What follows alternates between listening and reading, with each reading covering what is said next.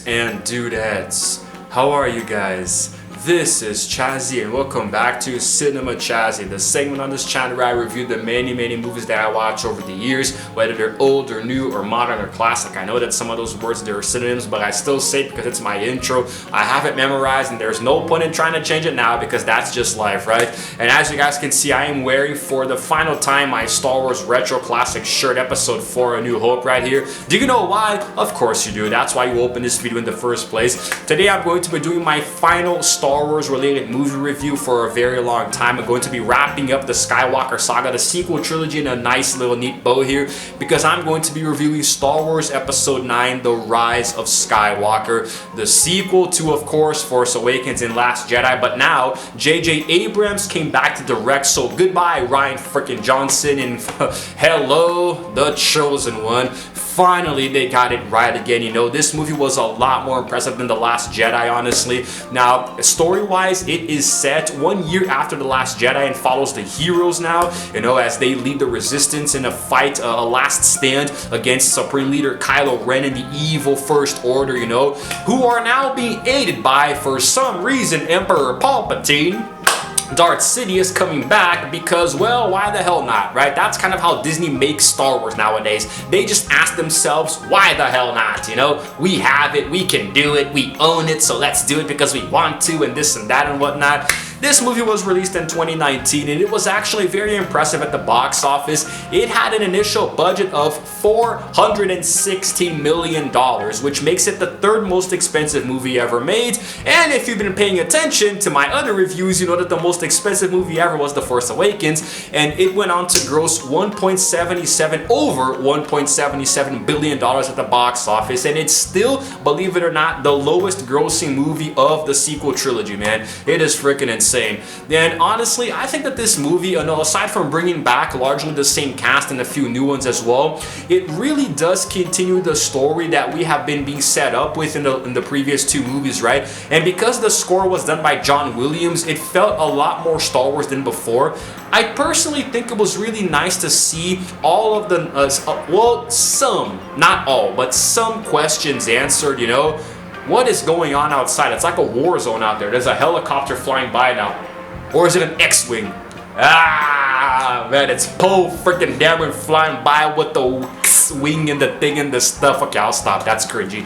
So, because of the movie, because this is a Star Wars movie, you know, I'm always going to say the same thing. I'm going to praise the special effects, the visuals, the CGI, this and that. The acting was a little better now, and I like the idea of the characters having developed to a crescendo. Now we really truly get the redemption for some of them, like Kylo, so I'm going to talk about that when I get into the plot. But I think the movie was very nice, and it almost kind of mixes a little bit of what we saw in The Force Awakens and The Last Jedi in terms of direction and whatnot, so I think it was really impressive. And I would go on to say that it's definitely not my favorite of the sequel trilogy, but it is a lot better than The Last Jedi. I'll definitely give you that. You know, that's not surprising at all. So before I talk a little bit about the plot now, let's take a look at a clip here from the movie. It's an instinct.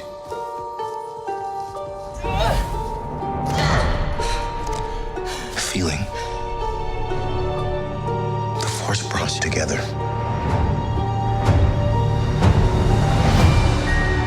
We're not alone. Good people will fight if we lead them.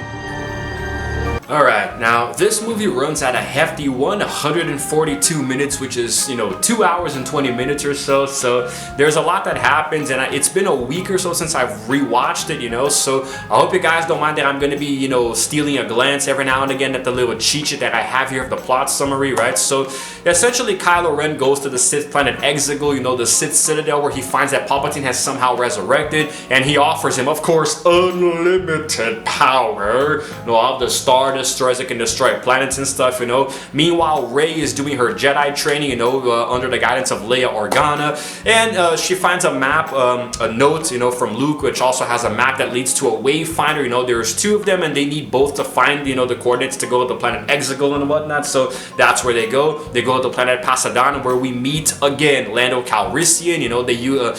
Using his help, they manage to find it, and then there's a very interesting moment where Rey you know, Rey and Kylo are now more connected with the Force because of their little weird Force Skype calls, you know. So he tracks her down over there, and then at one point she unleashes Sith lightning at a ship where she thinks that Chewbacca is on, and we, the audience, think that he dies, but he's actually alive, you know, because they're not going to kill off another important character, you know, like they did Han Solo dirty in freaking Force Awakens, man. I still can't get over that. So now what happens is that they travel then to Kijimi, you know, where there is a droid smith who has to extract, you know, text from C-3PO's memory because apparently because of his programming, 3PO can't translate Sith text, so they have to extract it manually from him, which is going to unfortunately wipe his memory in the process. So it's a very bittersweet moment where he takes one last look at his friends, you know, but they manage to get the coordinates, and Poe reconnects with another character who's played by Kerry Russell, this very beautiful woman. We almost see her eyes, but oh, they are such pretty eyes they are, man, you know. It's freaking awesome.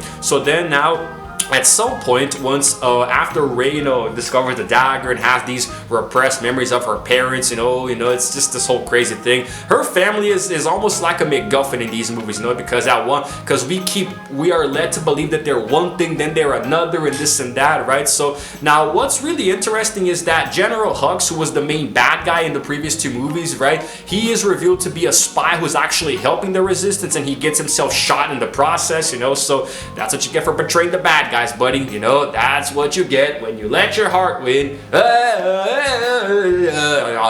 Alright, so there we go. So now the group now they go with the Millennium Falcon, you know, to a moon in the Endor system, so it's all very nostalgic, and they find some renegade stormtroopers, and then Rey goes over to retrieve another Wayfinder, and then she actually meets Kylo inside of the now destroyed Death Star, the remains of it, so it's a very nice little callback there. Then a very weird thing happens where she stabs him with a lightsaber and he's about to die, but then she heals him because according to Disney, lightsabers aren't deadly anymore, so that's when he starts to turn a little bit more back towards the light because he sees the ghost of his father, Han. And then Kylo essentially becomes Ben Solo again, you know, he completely renounces the First Order and the Knights of Ren and goes to help Rey at the very end. So now at the meanwhile, you know, the heroes are now on one of the Star Destroyers trying to destroy it from the inside and this and that and blow it up and whatnot, while Rey goes to confront Palpatine, and, you know, the same little manipulation tactics that he tries to use on everybody else in all of the other movies, you know, strike me down and take my place. But then when Ben shows up, they do a really cool thing where Rey, you know, phases a lightsaber and it shows up in Ben's hand. It's really awesome. You know, he destroys the guards and goes to face Palpatine. He tries to kill both of them at the same time, you know. Now all of a sudden he wants their power, their life force or energy or whatever, and then he throws Kylo far away, but then Rey gets back up and deflects his lightning back at him. It's kind of campy, this whole scene, because, you know, he's like, I am all the Sith, you know, and she's like, well, but I am all the Jedi, and then she kills him with his own lightning redirected back at him. He just doesn't learn his lesson, does he, with the whole redirected lightning? Kind of anticlimactic, if I'm being honest with you, but still, that's what happens. The good guys win, the Resistance destroy the Star Destroyer, the remaining forces and whatnot, you know, the whole galaxy rises up, you know, there's a whole happy ending and whatnot. Now, here's the thing. At the very end, Rey is on Tatooine burying Luke's lightsaber in the sand, and then a random old lady walks by and asks her who she is, and she says, Rey, long pause, Skywalker. And that just throws a whole monkey wrench into everything, you know. Nobody really knows where that came from. We are all being led to believe that she was actually a Palpatine, which implies that Palpatine got busy and had a freaking child, and that child had a child, and he became the grandfather, you know. It's just freaking messed up as hell, man. I do not need the mental image of Sheev Palpatine having sex. I don't want that in my brain right now. Anyway, before I continue, let's take a look at another clip here. Long have I waited, and now you're coming together.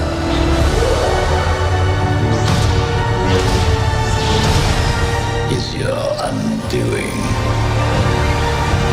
And now let's talk about the star-studded cast, which is going to be pretty much Control-C, Control-V from the last movie, you know. So when I sit down to edit this review, I'm literally gonna just recycle all of the text elements, you know, that's still in Movie Maker. So it's gonna be literally, it's gonna shave off a lot of work for me. We have Adam Driver as Kylo Ren / Ben Solo now, you know, because he, you know, comes back to the light, you know. Just like George Lucas always said, Star Wars is like poetry because it rhymes, you know. So now the thing with Ben is that he shared a very awkward kiss with Rey, you know, that I forgot to mention when I was talking about the plot, right? At the very end, Rey is actually dead, so then Ben revives her using the Force, which is an ability that honestly could have been brought up a lot earlier than in this movie here, the 9th movie in the freaking saga, you know? He revives her by transferring his life force into her, so then she resuscitates, and then they kiss for some stupid ass reason, and then he dies, you know? It's like... She literally gave him the kiss of death, you know? That Jet Li movie, you know? No, it's like, it's the literal kiss of death, you know? Why she couldn't have just transferred some of her life force back into him, I don't know. There wasn't any time to consider because he just disappeared, you know? Then we have, of course, Daisy Ridley as Rey, who's the former scavenger turned Jedi prowess, apparently now. She's really good at Jedi-ing, you know? I don't know where all of that force ability came from. Identifying herself as, you know, Skywalker and now becoming the last Jedi. I refuse to believe that she's the paternal granddaughter of Palpatine. That doesn't make any sense. That's stupid as hell. Then we have John Boyega again as Finn. You know, everybody's coming back. Now let's just bring everybody back here. Bring in freaking Liam Neeson, Ewan McGregor, Hayden Christensen and whatnot. So yeah. He defected from the First Order. Then we have, of course, Oscar Isaac as Poe Dameron, the very talented X-Wing fighter pilot who's now a lot more grounded and mature, although still a little annoying, still goes at odds, you know. He does inherit the rank of general from Leia, you know, so. And Carrie Fisher as Leia Organa, who is... I really hate this small town. God damn it, man. Why the hell can't these freaking assholes be quiet just one Sunday? Oh, thanks. Okay, so then we have, you know, the late Carrie Fisher as Leia Organa, you know, Force sensitive and whatnot. Here's the thing, she actually died in 2016, so she does show up in this movie, but with the use of repurposed, unreleased footage from The Force Awakens, man. And you can tell at times that it's very uncanny valley. It's really hard to look at sometimes. Mark Hamill is Luke Skywalker, you know, the last Jedi Master, who now became one with the Force, you know, in The Last Jedi, but he appears as a Force ghost in a very weird scene where Rey throws his lightsaber into the fire and he catches it physically. A Force ghost physically catches an object. That raises so many questions that I don't want to get into right now, but okay. You can watch this video by Film Theory later, you know, why don't Force ghosts do everything? That's a really good one. And Anthony Daniels, of course, as C-3PO, and now human-cyborg relations, protocol joining the service of Leia, like freaking all of the legacy characters coming back, you know, getting his memory wiped, which is very sad. Then we have Naomi Ackie as Janah, the former stormtrooper of the First Order, who's living on Kith Bur, you know, now waiting the resistance. And of course, the big baddie himself, who is a spy now, Domhnall Gleeson as General Hux, who is now the First Order's third in command, and now for some reason the spy who helps the resistance, you know, but then gets shot in the freaking stomach. Richard E. Grant as Allegiant General Pride, who is a high-ranking general and the second in command, and also later on he becomes the commanding officer of a Sith Armada. Freaking awesome.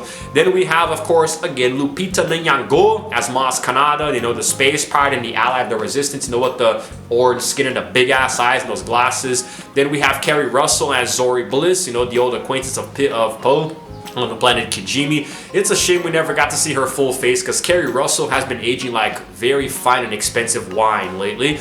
And we have Juna Suotamo as Chewbacca, you know.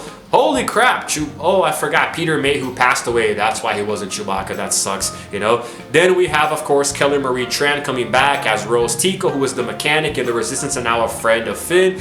And now we have the two most popular legacy characters in the movie. Ian McDiarmid as Emperor Palpatine, the resurrected Dark Lord of the Sith, who for some reason was redirected. Nobody knows why, he just was. Hearing his laugh in the trailer was quite something. Apparently he was the shadow leader of the First Order. He created Snoke and everything else and was leading Kylo Ren the whole time, you know. And for some reason they made him out to be Rey's paternal grandfather. I hate that so much. Billy D. Williams, my dude, as Lando Calrissian, you know, a veteran of the Rebel Alliance, former Order of the Falcon, and the old friend of all the heroes and whatnot. And that's essentially it, guys. I'm going to talk a little bit about the production now, the development, some details that I think are going to be really cool to share with you guys. But before that, one more clip from Rise of Skywalker. Confronting fear is the destiny of a Jedi.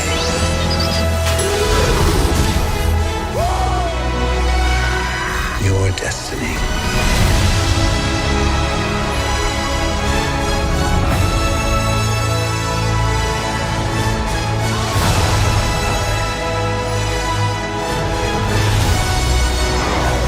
I actually read somewhere that, I don't know if this is true or just a baseless rumor, but I heard that J.J. Abrams at one point was considering shooting the movie on location in space with IMAX cameras to film the actors in the vacuum of outer space. Was he planning on getting Tom Cruise or something to do the actual stunts? Because what the hell? How do you film something in space with actors, man? They're not astronauts. If anything goes wrong, the whole cast dies out there. You can't bring them back. They're gonna be forever lost in the galaxy of in real life, not the dang Star Wars thing. I'm glad that didn't happen because, of course, it was actually shot, at Pinewood Studios in Berkhamshire, England. Some scenes were shot in the Wadi. How do I say that?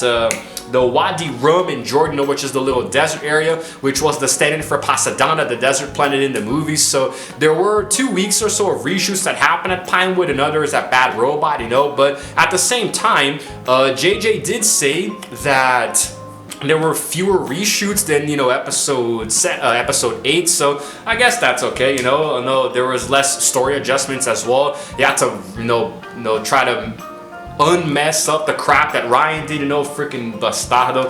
Anyway, there was also ADR, recorded for Adam Driver for his lines as Kylo. So ADR is automated dialogue replacement, which is the process where sometimes an actor will go into a studio and re-record his lines, it's for better audio quality or just to, change something in the story. He recorded in a closet. It's so funny to imagine Adam Driver in a closet with a microphone and a script recording his lines.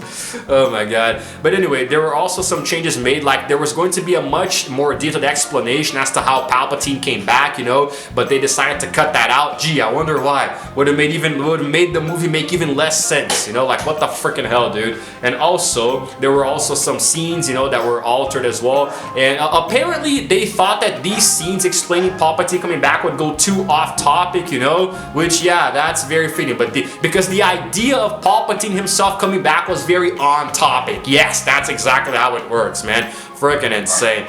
My god, the kiss between Ray and Ben was also going to be excluded, but then JJ decided against it at the last minute. Let's have the two A-listers kiss, make a bunch of dirty ass fan fiction later for the fans. Oh my god.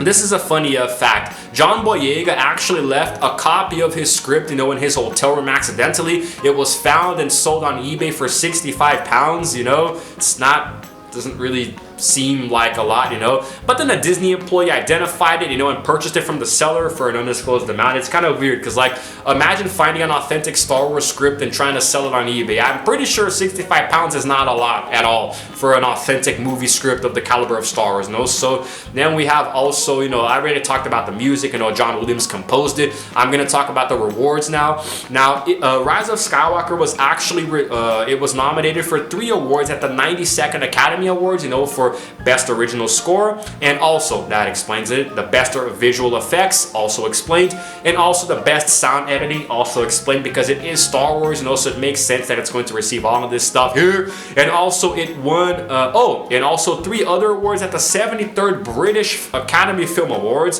which were for the Best Special Visual Effects, which, is very expected, and the Best Original Music, John Williams, my man, and also the Best Sound overall.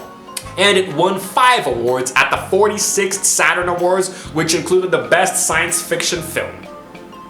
That's a freaking mouthful. Anyway, now, me personally, I think that the movie was very entertaining. It did feel like Star Wars in a way that J.J. Abrams originally intended. If he was the one who had directed The Last Jedi, it would have been a much different experience and a much better one at that. So the way that the legacy characters finally came together and, they sort of band together to stop evil in a way that Star Wars always presents itself as being an epic adventure space opera. I thought the effects were awesome, the music as well, and the casting. The characters, they seem to, understand, the actors and actresses seem to understand their characters a lot better now, so it made the movie feel a lot more genuine than before, so it's definitely a far cry better than The Last Jedi, which is why The Rise of Skywalker from me will get a 8 out of 10, I believe I gave Force Awakens a 9 and Last Jedi a 7. This one is 8 right there in the middle because there was way too much stuff going on You know, it did get a little confusing at times, and JJ, to his credit, did what he could, you know, with the material that he had after the mess made by Rian Johnson. So he tried to put together something that made sense, but in the end, it still felt strange. Like, I feel like The Rise of Skywalker gave way to more questions than answers that we were hoping for. So that's essentially it, and that's what I have to say about it. You know, I really don't know what else I can add here. I'm running out of time and I don't know how to pad this anymore. But good movie, very solid Star Wars execution. I did enjoy it a lot, and that's the important thing, and I hope the fans did as well. As far as I know, there was no petition to remove it from the canon, so I guess it's all good. That's it, guys. You know, I have a little cheat sheet here, and I don't know what else. I'm not even joking. I literally have a cheat sheet here opened up, you know, so I can, you know, give you the right information and whatnot. This is how I make my scripts. You know, I take it from here and then I put it somewhere else and use both. That's just life. But anyway, guys, I hope you enjoyed this video. Let me know in the comments below if you enjoyed Rise of Skywalker. Stay tuned to the community tab. I'm going to run a poll or a little quiz there so you guys can test your knowledge and whatnot. And it's all good. If you happen to like this video, then please go ahead and give it a like, and also subscribe to my channel because I release videos every single day. And while you're at it, hit the notification bell too so you can know exactly what time I upload. And it is all good. It's all good. It's tiring reviewing 3 Star Wars movies in a row. My God. Anyway, this is Chazzy signing out for now. And as always, I will see you guys in the next video. Roll the final clip if there is one. May the Force be with you, and roll the outro screen.